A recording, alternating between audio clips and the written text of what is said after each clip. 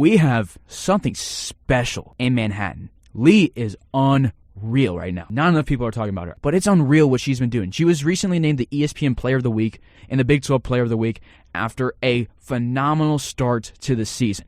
She's playing at an unreal level, and she was last year, even through injuries, and now this year she comes back looking better than she even did last year. Last year, all the talk was about the men's team. People talking about Bruce, should he stay, should yada, yada, yada.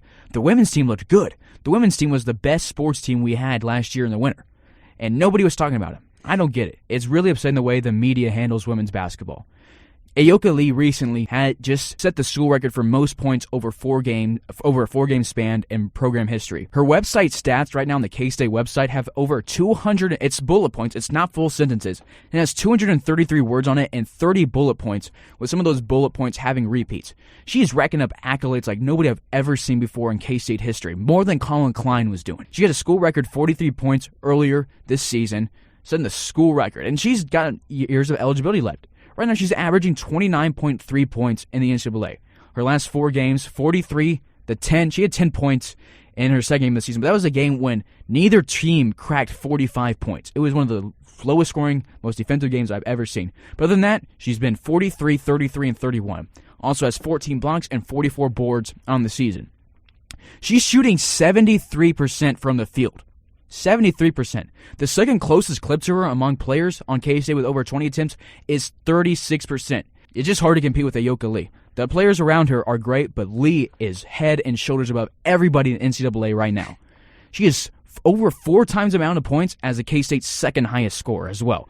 Double the amount of rebounds as the second highest rebounder on the team. And over 3 times as many blocks as the second block leader on the team. She's also leading the team in steals. Ayoka Lee is the embodiment of K-State women's basketball right now.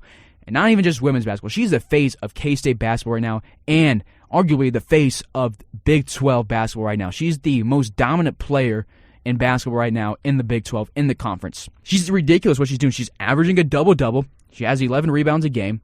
And when you look at her compared to other NCAA players right now, there's people who are like maybe a little bit ahead of her in like this single stat category, but nobody's even close to what she's doing in multiple stat categories. She's up there in top 5 in multiple categories. She's second highest in the NCAA in points per game, behind only Paige Beckers. And Paige Beckers is a bucket. It's hard to compete with her.